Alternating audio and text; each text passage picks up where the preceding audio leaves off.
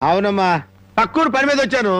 ఎట్లాగో భోజనం టైం అయింది కదా అని నిన్ను చూసినట్టు ఉంటది, కాస్త చేపలు తిన్నట్టుంటదని వచ్చానమ్మా. చేపల పులుసా? చేప పులుసు కాకపోతే చింతకాయ పచ్చనమ్మా. నీ చేతితో ఏం చేసినా బ్రహ్మాండంగా ఉంటది. అది కాదు నువ్వు కూర్చోమ్మా, నాకేం కొత్త ఏంటి, నేను వెళ్ళి చూసుకుంటాను కదా.